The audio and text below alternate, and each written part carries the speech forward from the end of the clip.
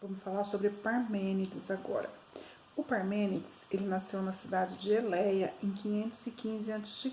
e morreu em 450 a.C.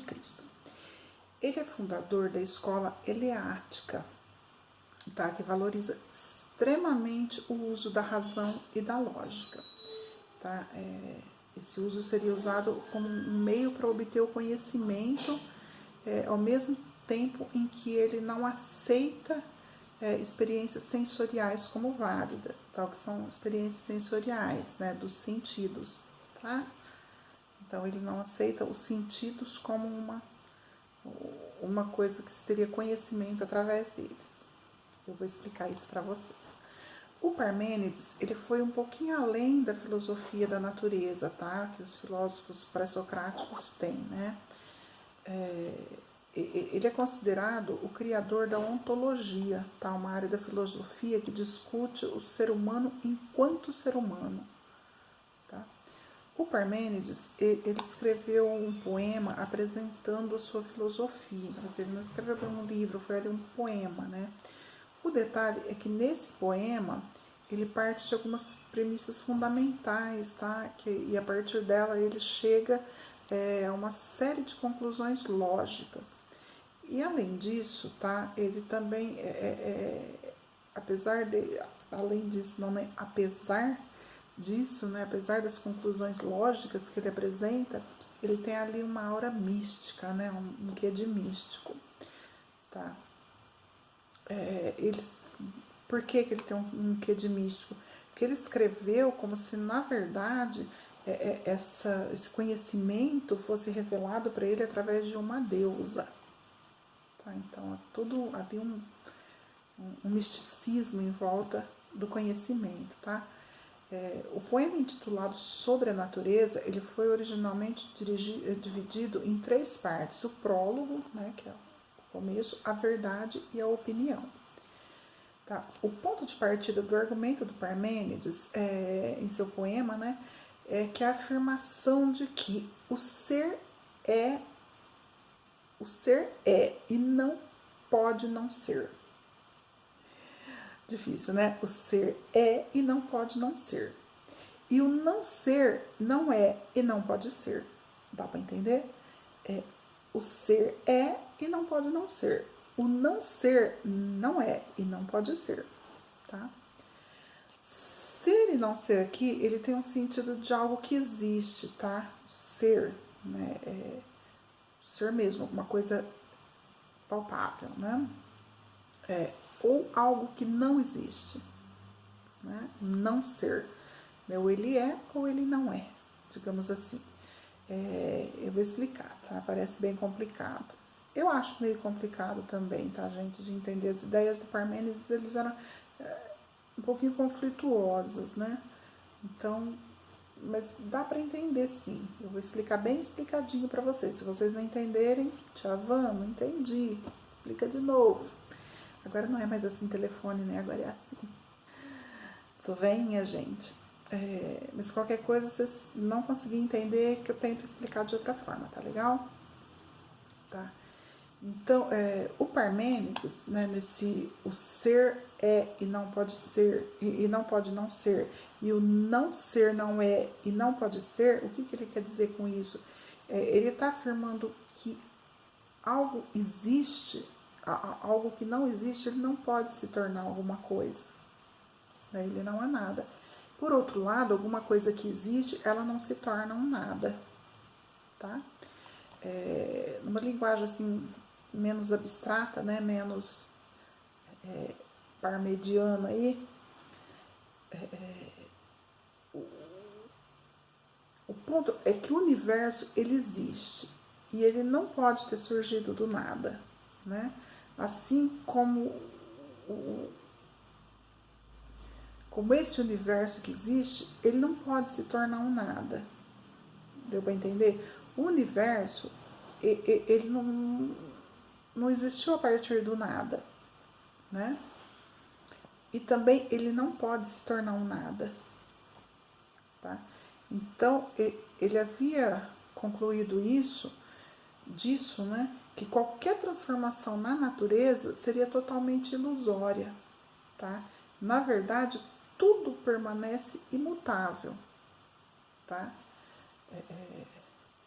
Lembra que a gente falou lá no Tales de Mileto que a água, né, ela entrava no estado sólido, líquido, gasoso e tal, mas ela permanecia sempre H2O, ela permanecia sempre na essência dela, era sempre a mesma? Seria mais ou menos isso, né? A segunda parte desse poema, a deusa, né, que conduz Parmênides, ela apresenta os caminhos que ele tem que fazer para conhecer a verdade. Tá? Então ela diz para ele que o primeiro é o caminho da verdade, o segundo é o caminho da falsidade e do erro, né? E por último seria o caminho da opinião. Ou seja, né, a verdade não seria nem a falsidade, nem o erro e nem uma opinião, né? O caminho da verdade é o caminho da razão, tá? O caminho do raciocínio, o caminho da lógica, né? De você raciocinar sobre algo, tá? Então, os sentidos, ou seja, tudo aquilo que a gente conhece através da visão, do tato, do olfato, da escuta, tá? Tudo isso representaria um caminho de erro, tá? Por quê? Eles são vistos como enganosos, tá? Eles fazem o homem acreditar em coisas que são falsas, tá? E o maior erro que a confiança nos sentidos como fonte de conhecimento leva é a crença. É a crença de que o ser é e não é. Então, esse erro, né, de que algumas pessoas acreditam que o ser pode ser e não pode ser, é errado. Tá? Vamos ver o que isso quer dizer. Se a gente parar para observar, ao invés de raciocinar sobre a realidade, a gente nota que não é como o Heráclito falou, né, que tudo flui, né? Ou seja, a natureza ela está em constante transformação. Não. Pro Parmênides não existiria isso, né? A natureza ela não se transforma, ela é aquilo, né? Ela muda de formas, mas ela não se transforma, né? Quando ele diz lá, né, que os sentidos enganam, né? Quantas vezes você pensou que viu uma pessoa e não era, era uma estátua, era um vulto, era um, né? Às vezes a gente pensa que a gente vê coisas que a gente não vê. Quem nunca assistiu um programinha que fala, não era engano, Truques da Mente? Se vocês não assistiram, assistam. Deve ter na internet para vocês baixar. Chama Truques da Mente. A gente pensa que a gente vê, a gente pensa que é uma coisa e é completamente outra. Tá? Então, é bem interessante isso também, você vendo por esse aspecto, né? Você vendo que nem tudo que a gente vê, que a gente ouve, que a gente sente é verdade. Mesmo o tato, né? Nem tudo que você sente. Se você sente um cheiro, pensa que é uma coisa e é outra, né? Então, todos os nossos sentidos nos levam, não é que sempre nos levam a engano, mas podem nos enganar, tá? Então, a gente não pode confiar 100% nisso, a gente tem que raciocinar sobre aquilo, a gente tem que pensar sobre aquilo, filosofar, né? Então, ele até, falando o oposto ali do Heráclito, né? Ele fala que o ser é e não é. O Heráclito, né, diria que o ser é e não é.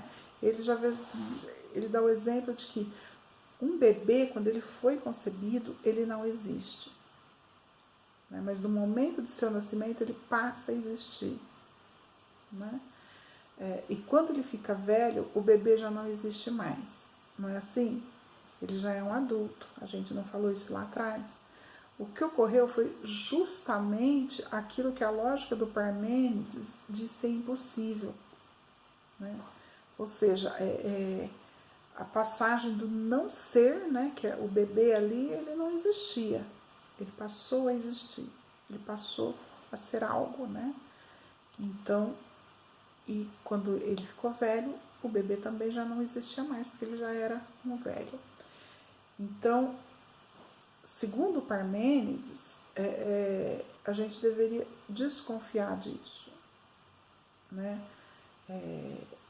a deusa, né, que conduz ele ali, fala que ele deve desconfiar porque isso não é um erro, ou seja, né, aquele bebê, ele continua sendo, né, ainda quando ele já está adulto, ele continua sendo aquele bebê. Tá? Por outro lado, né, as consequências das conclusões dele parecem assim, extremamente radicais. Né? Eu, particularmente, não me encontro muito no pensamento do Parmênides. Tá? Tem algumas pessoas que acham que não, mas não sei, eu não consigo muito me encontrar ali não, tá? A mudança na natureza, as transformações que observamos hoje, elas não existem realmente. Elas não passam de uma ilusão dos nossos sentidos. Né? Então, mas isso deixa muita coisa aberta, né? Deixa muita porta aberta aí pra gente, muita especulação, né? As conclusões extremas ali do Parmênides, elas geraram uma série de respostas ao longo da história. Eu acho que ele tem muito seu valor e ele tem muito valor por causa disso. Ele foi muito estudado, né, por outros filósofos, né, para tentar responder a essas coisas para ele, tá? Então, o Zenão, né, Zenão de Eleia, o Platão, o Aristóteles, né, todos eles foram influenciados a procurar as respostas para pro Parmênides, tá? Então, isso tudo influenciou pensamentos riquíssimos, né? Eles estudaram demais para chegar a essas respostas. Então, eu acho que a grande valiosidade, né, do Parmênides está aí, em levantar questões, né, porque ele era bastante controverso, né?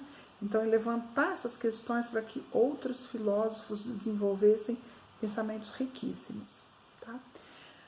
Vamos para o nosso próximo filósofo, que é o Empédocles. Daqui a pouco eu volto.